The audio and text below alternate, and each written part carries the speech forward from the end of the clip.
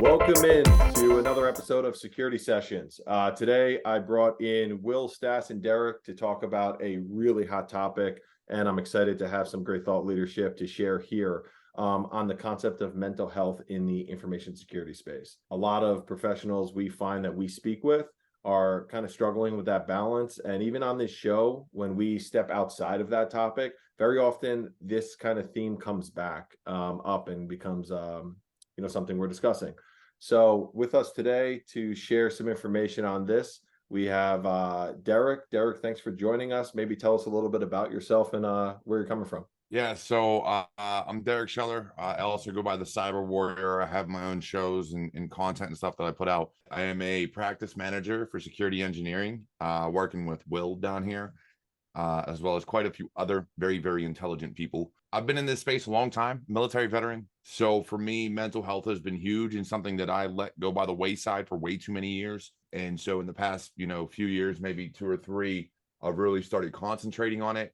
And it is something that is really needed in this industry, and it needs to be paid more attention to. So it's kind of a priority of mine on social media for a while now. Excellent. Well, Derek, thank you for your service. And as someone who's watched quite a few of your shows, I highly recommend anybody who's checking this show out to also go over and check out the Cyber Warrior.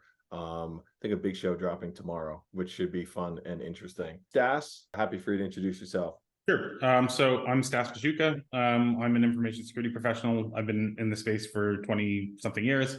I've got a degree in it. I've got every accreditation in the space, and I live and breathe it. I've been a former CISO twice, and now I'm the founder and CEO of a company called Compyl, which does security automation. Thanks for being here with us today. So I guess as a former CISO, you couldn't get enough of it, so you started your own GRC company. Very well done. That's right. And Will, why don't you round us out? Yeah, so Will Klusovsky, 20 lots of years in the security space. Like Derek, started out as in the military. That time I've spent, the majority after that, most of my time has been spent with consulting and managed services. So I spent a lot of my time kind of working with CISOs and helping them solve all the problems. And as Derek mentioned, I'm sure we're going to get into it. Especially us coming from a military background, like mental health isn't necessarily a priority for you. It's a mission accomplishment. And so, yeah, just much more recently, it's something that I've started to think a lot more about and realized, how important it is. So it should be fun to chat with today. Great. Well, thank you for being here, Will. Again, similar to Derek, thank you for your service. So I want to kind of frame this up. Will, I'm going to kind of point this right back to you. I did some research. I pulled a recent report, and it read 91% of cybersecurity professionals report feeling stressed in their role. 45% even consider quitting their role due to stress. Now, as somebody like myself who hasn't made a career in the security field, I think there's other roles within an organization that may also feel stress.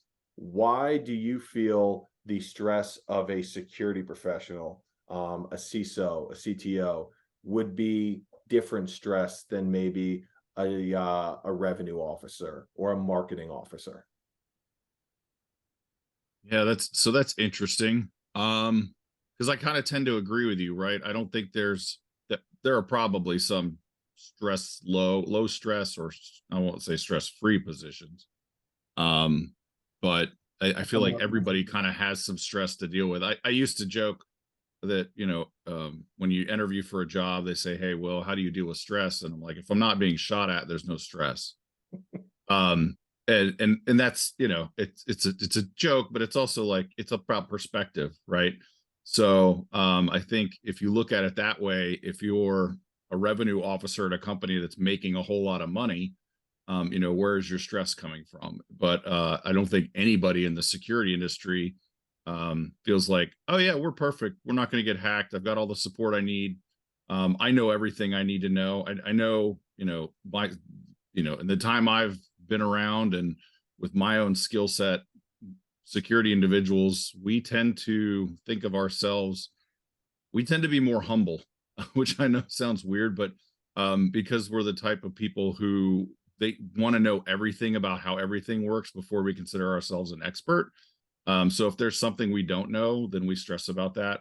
You know, I can, as somebody who talks to lots and lots of people, both above and below my experience level, I go into any room thinking that everybody in there knows more than I do. And it's usually not the case. It doesn't come out that way. So, I mean, that's probably some undue stress, you know, on my part that causes the need to overcompensate and work a little harder on things than necessary. I mean, it's easy to say that these roles, you know, that we're strapped for talent or people aren't hiring enough, but I think a lot of it comes down to probably the mentality of the types of people who take on this work. It's interesting. I, sure. I feel that there is in this space, I feel that there is more of a gray area than other departments that exist in organizations. And sometimes that potentially unknown of what could be coming or what the next form of attack could be could maybe present stress. Stas, I'm curious, you know, you've been a CISO for you know, worldwide organizations. I'm sure you've dealt with a fair share of stress. How do you kind of think about the stress in this role compared to maybe other departments? Just piggybacking off of Will's example of the chief revenue officer. I mean, not a whole lot changes from, you know, from a financial ledger perspective, you know, balance sheets are balance sheets. So where I think in the security space, it's ever changing, right? I mean, there's something new every day. Someone's getting breached, some new 0 days released. So not only is it you have to stay on top of everything, but there's also quick responses as well, right? So things are being brought to your attention all the time that you have to deal with. Usually you're under resourced, we have way too much stuff going on, and you know, most of the time unappreciative or unappreciated in most organizations as well. So when you tie all that stuff together, it becomes a really stressful job. I think the stat right now for CISO is like the last an average of 18 months. And that's existed for a very long time. Like it's for as long as I can remember, that's always the number. It's been 18 months. It's always been that number. And oftentimes they're like, I've actually spoke to an information security CEO a few weeks ago, and she was saying like it's almost like they're engineering their way out. Like they want to get parachuted out because something will ultimately happen. And as long as they have a good package negotiated, they're good to go. But I'm just being facetious. Yeah.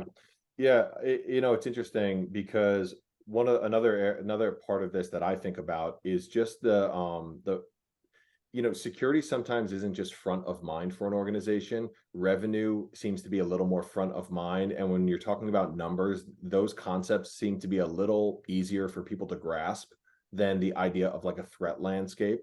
So I think it's hard also because you have a really pressing job to keep the place secure, but you struggle to have the clear communication that is understood throughout the whole organization of what secure is and how you're going to define secure. Derek, I'm curious, in your opinion, where you kind of land there with kind of the stress in the security roles versus other departments. So I came up in IT, so you know that department as I was coming up wasn't really stressful in my eyes, right? Because I understood how to fix computers and help desk and sysadmin. Like a lot of that was easy, and so it comes easy. It doesn't really change very often unless you know you're dealing with a lot of Microsoft products like Azure, where it changes every day and they change names of things.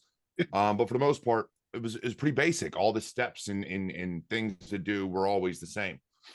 In security, however, there's unless you work for a security company, security is always the first to go.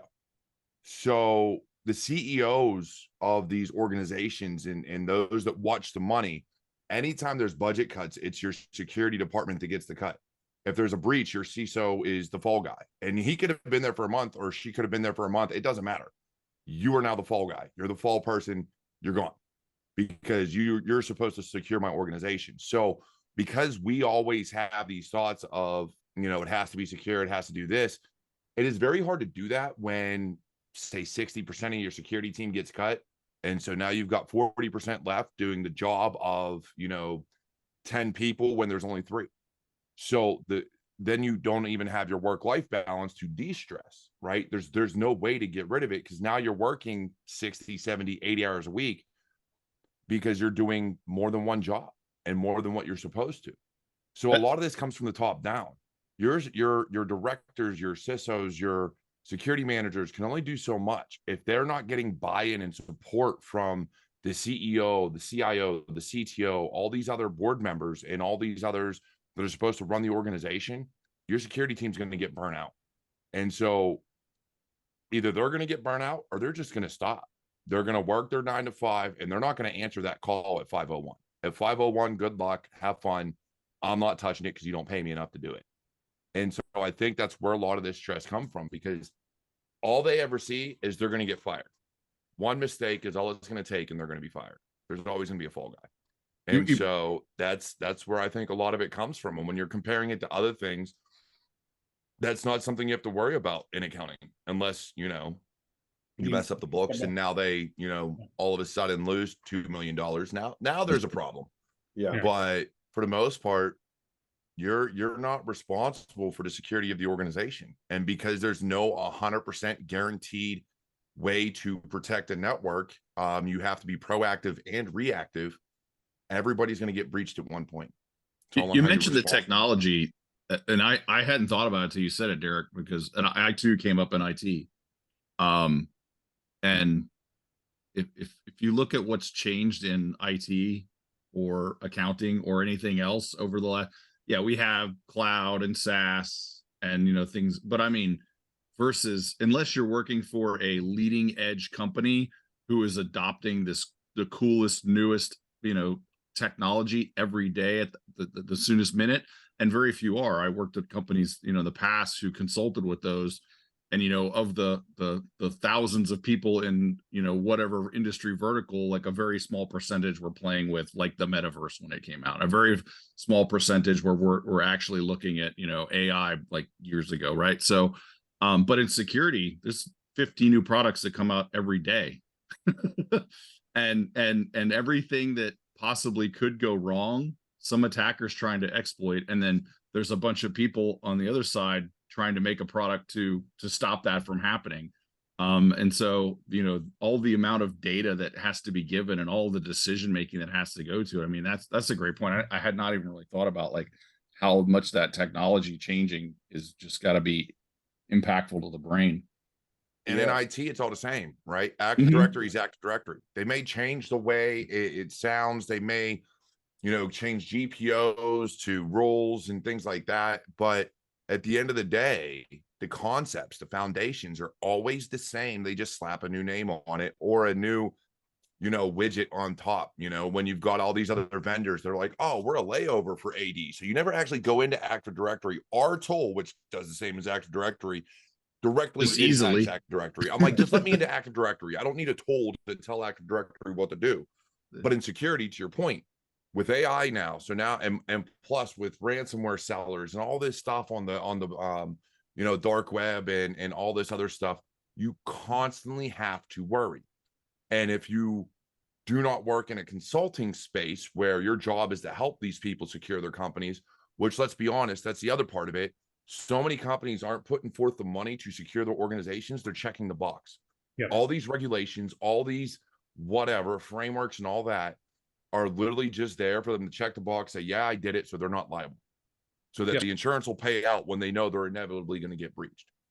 That's all it is. Then they've got reinsurers who will take care of it when the money gets too high. Exactly. Yeah. And that's what it comes down to. What I was kind of thinking of, Stas, you always have this line that has resonated with me from a security professional perspective. The C-levels looking at them and they say, what are you doing when things are going good or things are going bad, right? That concept of not being able to effectively show that, hey, we're secure and I'm proactively maintaining our security. But the moment something goes bad, it's like, hey, what were you doing? But if you're doing a great job, it's like, hey, what are they doing? Yeah. Why pay them if we're secure? Because we're secure because you pay us. It's like dishes. Nobody cares unless they're not done. Yeah. There you go. Yeah, it's a cost center, right? I mean, it's a cost center and it's very hard to actually show ROI, right? On if you're secure, then exactly what you just said, Dan, like they're wondering what you're doing. You get breached, they're wondering what you're doing, and then you get sacked, right? So it's Yeah, I famously quote my old colleague about security. Security people like to think that we're really, exciting spec ops people, but we're really boring. Security is, seatbelts and airbags. yeah. It's the safety features of the car. And as you know, I have a friend of mine who told me a story once about his daughter getting in a car accident, and a really bad accident, none of the airbags deployed, and he immediately went and bought a much more expensive, much more safe car after that happened. But it wasn't something he had thought about when he bought that car the original time, right? The first car. Something that the three of you were talking about is this idea of, like, I don't know, let's put a decade. In the last 10 years, more technology has kind of come forward and more threats have come forward. So it makes sense, right? The threat comes forward and now someone spins off a new tool to kind of mitigate the risk. But I think that can also be stressful, right? Will, you're talking about just having to constantly learn new tools and relearn new tools, and constantly be sharp and on your feet when it comes to emerging threats and what potentially could be coming towards you. Will, I'm curious, you sit in front of and work and partner with a lot of organizations. How do security professionals, what does it look like when a security professional is kind of debating, bringing on a new piece of software and trying to look at how is this actually helping me? Is this slowing me down? Is this going to be adopted? Did I get budget for it? I feel like there's so much that goes into those decisions. Yeah, I mean, the size of the organization usually has a determination as to how complicated and that's going to be, and with complexity comes more more assurance that, hey, I'm doing it the right way, right? I think at this point, so if you look at the last 10 years,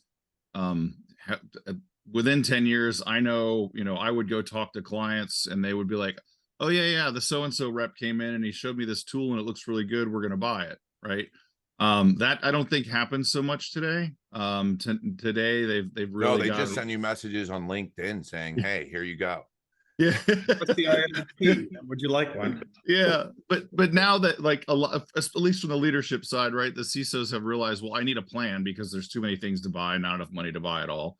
Yep. And they really are, looking at how much is this going to move the needle. I preach constantly about, making sure that whatever service or whatever technology, whatever you get, procure and deliver, that it's, it's the money spent in the right place, right? It's am I putting laser beams in my air vents, but my front door is unlocked, right? So I think there's a knowledge there that kind of exists, and there's probably, they all have things that they want to do.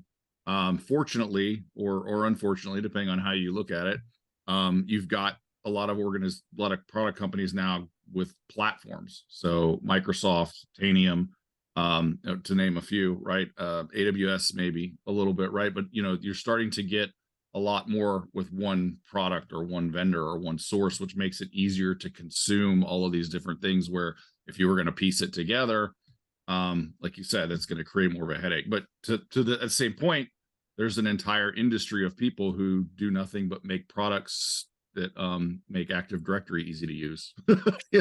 So It doesn't even make it easier. It's just so you don't have to learn the command line. I mean, it was so bad when we started using those in the military. I was like, no, I'm not touching it. Just give me my. I mean, you can't do IGA natively, right? You can't do identity governance without help from somebody else, other than, like, you're going to have Microsoft because you have Azure Data, but you need somebody else to make it really work right now. But anyway, so that's, I think that's how they kind of deal with it. They really do look at the risk reward. So while it's not a return on investment so much, is this the right investment? But I think with the right tool and with the right solution, right? So you look at something like Microsoft, like Azure or Titanium or any of the others that now, instead of using all these point solutions, require a specialist in just that piece of software. So Splunk, and then You need an EDR specialist for something like CrowdStrike, and then something for something else and something else. And, when you're looking at these platforms, now all you have to know is the platform and understand the foundations of what it's trying to do. So GRC or compliance or patch management. And a lot of people that are looking at something like an Azure or a Tanium, if they know the platform, they can do everything in it. They just may need a little bit of guidance on, okay, for compliance, what am I looking at here, right? Or for patching, all right, what's our maintenance window? Do we want to push this out? How do we want to do it? But once you know the platform, you have this visibility across the board, and no longer need an individual to master each of these all Right. separate Less things, specialists. which is going to cost an organization, at a senior level, probably 150 plus, depending on location and things like that, to master these individual items. But then it makes it harder to find someone also, because now you're limiting yourself because you're like, I need Splunk knowledge. Well, the amount of people out there with Splunk certifications at the rate at which you're looking and at the level at which you're willing to pay are few and far between, because a lot of times they're like, I'm going to pay you mid-level, but to get that knowledge, you're a senior level. So I'm not going to take this pay whenever I can make more somewhere else doing something else. And There's so stress. you're having these issues with point solutions. So I do think the platform solutions that are coming out and how they're advancing it. AWS, I'm not a big fan of their SIM/vulnerability management platform within AWS. I've used it before, Security Hub, I think it's called. Not a huge fan, but they're still developing it. They're still working within their infrastructure. Azure's doing the same thing. Tanium is now bringing the ability for hybrid and cloud, right? So now we're able to work with everything within one platform, and we don't have to isolate ourselves. So all these different things playing, and there's other vendors out there doing the same thing, but I know people don't like single pane of glass, and they hate that term. There's a lot of people that hate it because you can't get a single pane of glass. There's always going to be something else that you do that's outside of what you're monitoring. But for what they offer, a lot of these platforms do offer as close as possible. I'll say 2 or 3 panes of glass instead of just one. Well, they allow the non-enterprise, or the non, Fortune 100, 500 to get that quality, right? To be able to go to one place and get everything they need, especially when we're talking about, stressed individuals again. So an organization who can commit to, 1 or 2 platforms instead of 30 different point solutions can hire less staff, you pay more for them. You got smarter people who understand it and can execute on it, right? Yeah, for sure. Yeah, it's interesting because a lot of the software, depending, spanning different solution sets, but I think at the end of the day, a big push that I've seen in the last few years is just the idea of automation and kind of having things in place to take care of the error-prone, redundant tasks, and having them, having confidence they're going to get done correctly. Because I think that must be a bit stressful, decompressing from your day of work, trying to go home, have dinner with the family. Now it's time to go to bed, and you're like, wait, did I flip that switch, or did somebody flip that switch? And or I'm gonna go to sleep and wake up to kind of a disaster. Stas, I'm curious, if you can think of in your career, not necessarily whether it affected you or something you've heard of something that just could have easily been avoided, but but maybe festered to become a big problem due to just maybe someone being overworked or just not having the ability to have visibility across the entire organization.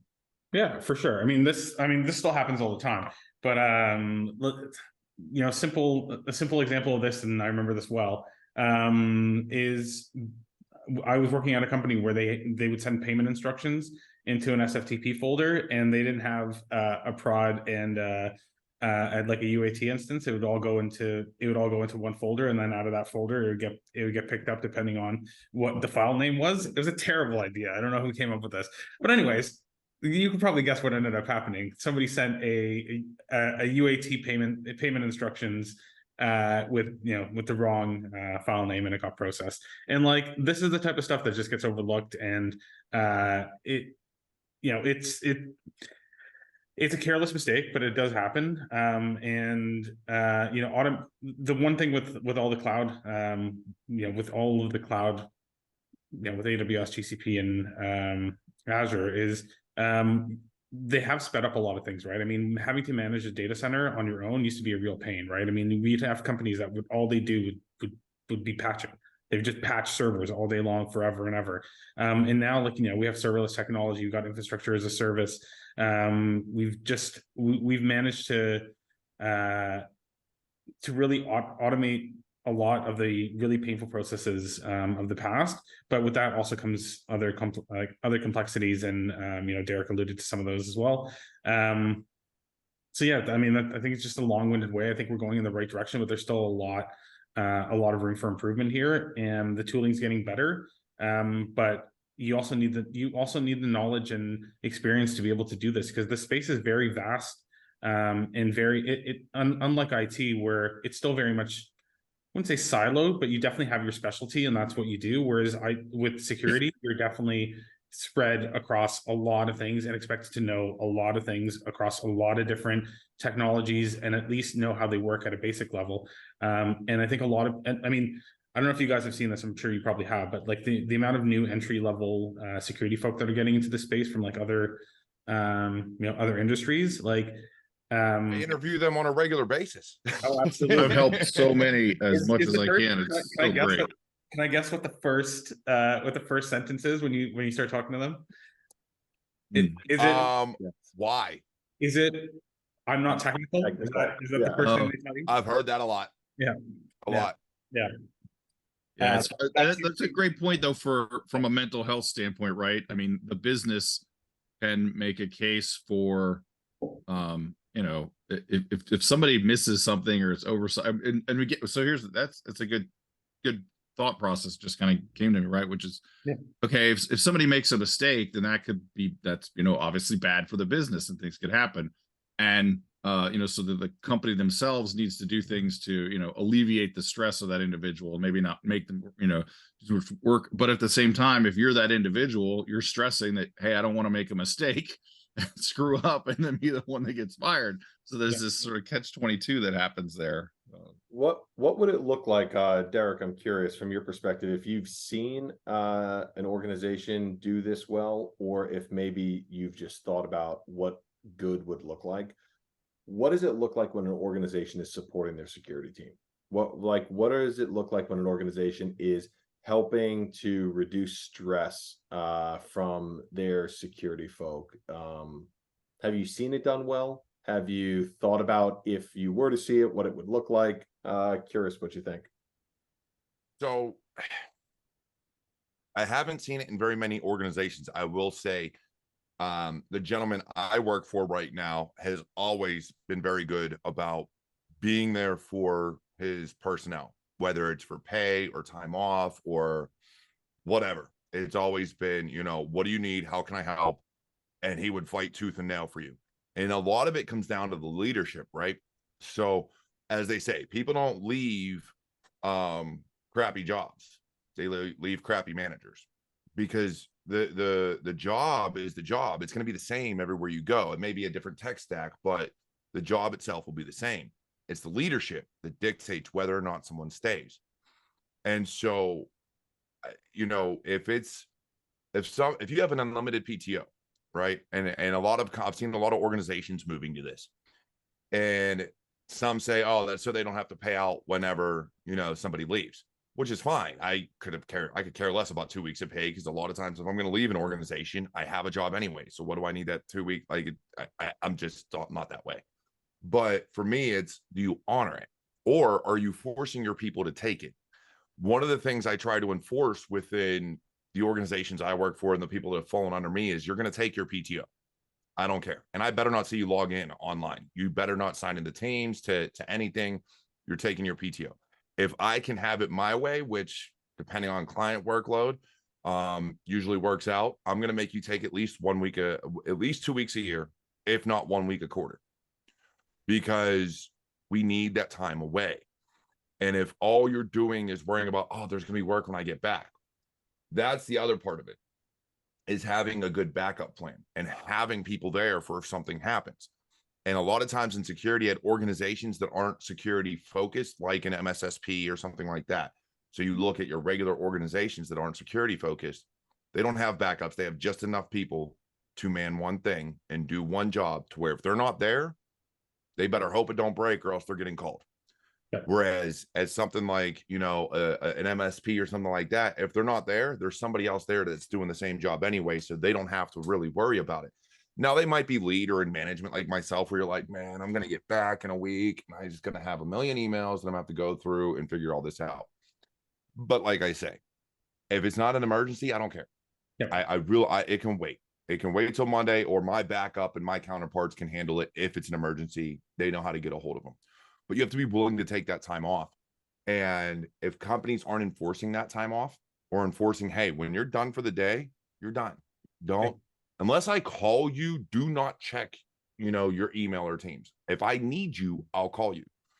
And that's what people aren't doing. So when we look at it from a perspective of stress and mental health, a lot of it is self-induced. A lot of it is because we're ADHD, OCD, you know, our neurodiversity and our mental health is already like highly focused on cybersecurity. Up until probably the past 2 years, every minute of my day was consumed with CTFs and hack the box and cybersecurity this and learning that. It wasn't until the past few years that I was like, I got to pump the brakes. I've got to step away and do things outside of security. That's when I got into my own podcast and my own stuff that I was doing on the side.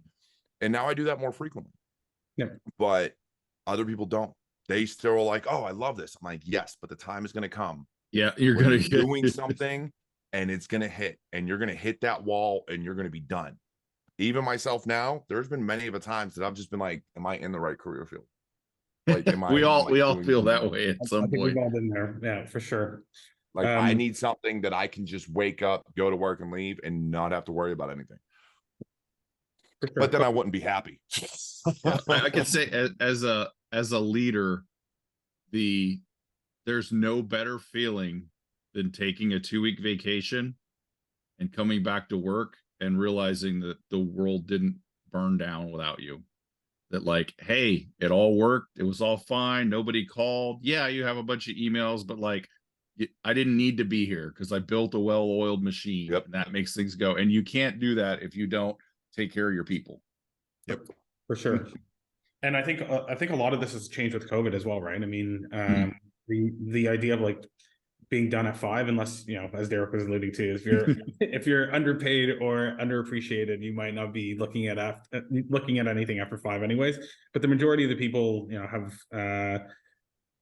have developed their own way of working, right, and their own hours, and often they don't keep regular hours. So people are on all the time and get involved with everything because they want to show that they're, you know, adding value to the organization. That could be very detrimental to them and also to the organization as well if you start developing a key man risk situation, which often that does occur. And that's the other big thing, right, is a lot of people are working from home. Now there's another big detriment to working in an office also. It goes both ways. Personally, when I worked in an office, I did less work in an office than I do from home. Because in an office, I'd get up, go fix something, and then talk for the next 2 hours to somebody, and then get back to my desk to do something else. So I got like, I'd say I worked maybe 10 to 15% of the day in an office, whereas at home, I'm actually working more often. But it also comes down to, what are your work hours, and is your company willing to work with you? Because there's a lot of organizations still to this day, even though you're working remotely, they require to see you online all day. All day. If you're not online from 8 to 5 or 9 to 5, what were you doing? Why didn't we know? Like, they are tracking and literally putting it on home computers or phones or laptops, whatever they're sending out and however they're working, putting these systems in place that were developed by somebody else to essentially harass and track their workers to make sure they're working during business hours. Let's be honest, there's a lot of people in our field that don't sleep. So their best work gets done from probably 10 to 2 in the morning. Who cares when I'm getting my job done, as long as my job's getting done? And that's how I operate, even in leadership myself. If your work is getting done and the client is happy, then I'm happy. Yep. Honestly, be on the meetings you're supposed to be at and get your shit done. Like, that's it. Like, and that antiquated method of like, and I've turned down opportunities because I've, before pre-COVID, because it was a, hey, you need to be here from 8 to 5. We need to see you. And I'm like, why? Right. I don't like Yeah. that's an antiquated way of working. And the reason that people, put those tattletale systems and all that stuff in place, or I need to see you every day, is because those leaders and those organizations don't know how to manage to performance or to output based work. They know, because again, we do this probably adds to stress too. We do a terrible job, and this is just everybody in all of business, of taking people when they become leaders and teaching them how to lead and manage people. You're really good at doing this thing. Cool. Now we're going to give you these people. And then they like, well, what do I do? I guess I watch them do it and make sure that they do it right. And I need to, so, they don't understand. Well, no, hey, Derek, I need these 5 things from you. They're doing these days, or here's the deadlines for them. If you've got problems or questions, come ask me. And then that's it. Off. Like, come back to me when you have an issue and get done with it. And I don't need to see you online. I don't need to track that you're there. I don't need to have a meeting with you every day. Yep. To make sure it's happening. But they can't do that because they don't know what their employees are supposed to be doing. They don't know what they've tasked them to do, or they don't understand their jobs, or they don't have, they don't know where their role rolls up to the rest of the company and how what they're doing actually impacts the business. And that's the problem. That's the business culture mindset. It's not the but I also think Stas said it correctly too earlier, because in our industry in security, if things are going well and things are secure, well, what the hell are you doing? So you need something to turn in. But then if things aren't, if they get breached or something goes haywire, well, what the hell are you doing? So you're damned if you do and damned if you don't. So how as a leader and an organization that doesn't understand security, all they know are the blinky lights blinking. And if the blinky lights are blinking, then I don't need all these extra people. So extra. Yeah. Yeah. Right. They're extra now until something process happens. Right. Yeah. So as paneling the 3 of you who live in the security world, I'm curious, and Will, I'll start with you. What do you do to, you had mentioned earlier in this how you've took a look at your own mental health and ways to improve your mental health. What are you doing outside of work to improve your mental health, to decompress when you have time? Yeah, well, there's 2 parts of that. One is, and having been in consulting and working remotely for most of my life anyway, that constantly being at work mentality was always there, right? The idea of like, oh, I'm not doing anything, let me check my email.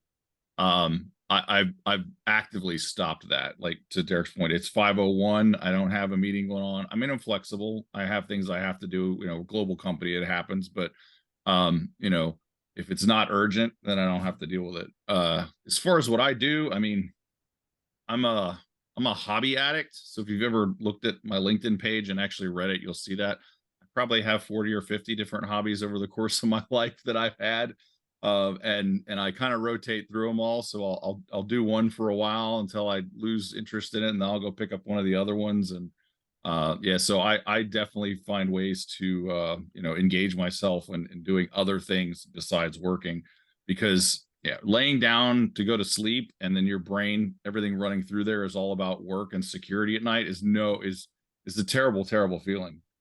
So you have to find something to do to get that to stop. I agree. Yeah, that's very true. Derek, how about yourself? What do you do outside of work? A few things, actually. I mean, I got a wife and 5 kids, so they keep me busy as it is. But for me, it's like Will, when I was in the military, always on call, always it didn't matter what it was. I was always checking email or answering my phone or doing whatever. I mean, I'd be at the grill answering phone calls, trying to get things done. I'd be on leave answering calls or making phone calls, trying to get things done. So for a good portion of my life, I was never off work, whether it was in the military or out. It wasn't until COVID that I actually changed that. And so in the summer of 2020, we decided as a family, so myself and my parents and sisters and everybody went to Tennessee. And it was the first time in my career and in my life I actually turned off every single notification on my phone if it was not coming from my family. I only wanted to get text messages from my parents and sisters or my wife, and that was it. I didn't want anything else. It was the first time I ever did it, and it was the best feeling in the world. And I did the same thing that holiday season. And so for me, it's realizing that I can turn off notifications and the world's not going to end. And so I'll go out, I'll go into my woods, I'll hang out there, I'll hang out by the fire. Honestly, for anybody who's watched any of my content or knows anything about me, I'm a big beer drinker. I've tried to cut back recently just because every day is kind of a bad thing. But especially on weekends, I'll still have a few beers and relax. I watch wrestling, I hang out with my kids. You know, I'm active in the with my son's football team. So it's just a variety of things that aren't computer and tech related anymore. I mean, the most technical thing I do outside of work is my podcast, and that's I get to drink beer and talk to people. Like that's a good point. For me. And I know I'm cutting Sess off, but that like there was a time in my past where when I get off work and I would do stuff with computers. And I have friends who would, you know, like be, you know, hacking their phones and doing all this stuff. Man, I don't touch it anymore. Nope. Like I have an iPad and my phone, and like that's it. And I don't even jailbreak anything. I buy it, I use it. Yeah. I helped my daughter build a gaming PC. It was the first PC I built in decades because she wanted one.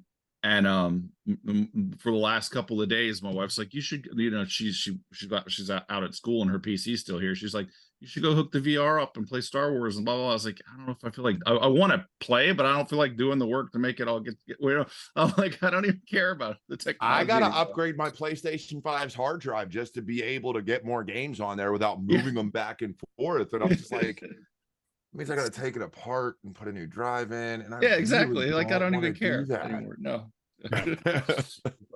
I think we're a good company here. Yeah, I think yeah, I mean with me, you know, running a startup now coming up to 3 years, you know, it's kind of consumed my entire life and is consuming my life. But I've tried to you know, I've tried to reduce the amount of time I spend on my phone and reading emails and freaking out about random you know, random customer emails that I get in the morning about this or that. So I try and turn off at least the work profile at night. You know, I'll do some cycling. I'm also a big beer drinker as well. So I think all of us here are in good company. I was brewing. I mean, I was into I've had a number of hobbies in my life as well. Brewing is one of them, but I just haven't had time for that. And I used to, you know, fiddle with tech all the time when I got home because, you know, they wouldn't let me do it at work. So, you know, that was my big thing. Yeah. In the military, I wasn't allowed to be, even though I was in security, I wasn't allowed to do my job.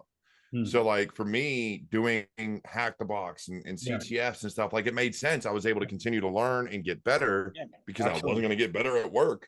No. So I was able to do it at home. But then ever since I got out, I'm like, I'm doing the job that I want to do. Why would I continue to do it after hours? That just makes no sense. Absolutely. Yeah. And like, you know, building like Cody boxes or jailbreaking things. And then after a while, you're just like, I just don't have the patience for this. And I can't get an update. So I can't get the latest, I can't get the latest software because it's all jailbroken.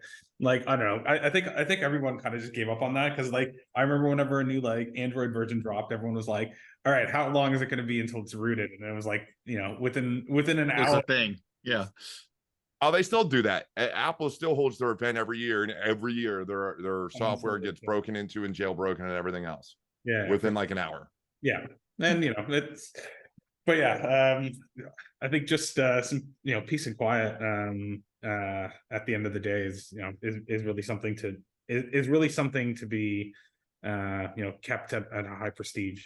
Right. Yeah. I by the way, my hops will be ready to harvest here soon. Nice. So what three of us aren't that far apart. So I mean, we can have a brew day at my house. That sounds good. What type of hops? Got 6 different varieties. Nice. So yeah, again, I don't do anything halfway. So all of those hobbies I told you about, it's not like, oh, I got a little bit of interest. No, that's like I've invested enough time to be considered good.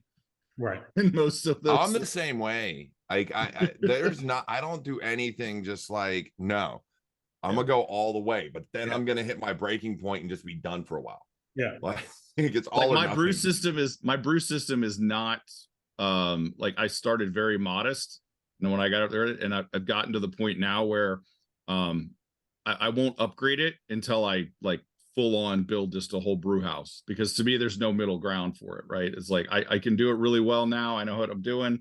And until I want to spend that kind of money, this is just how it's gonna go. Sure. That's awesome. That's fun. Well, first of all, I even think just conversations like this, right? Just communicating is healthy. So I appreciate the three of you for jumping on here. This has been a really just a fun episode to have a chat. And I think we may be surprised that, but there's probably a part 2 or 3 and 4 that we could have and continue talking about this. So thanks so much for being here. Thanks for being a part of the show, and we'll catch up soon.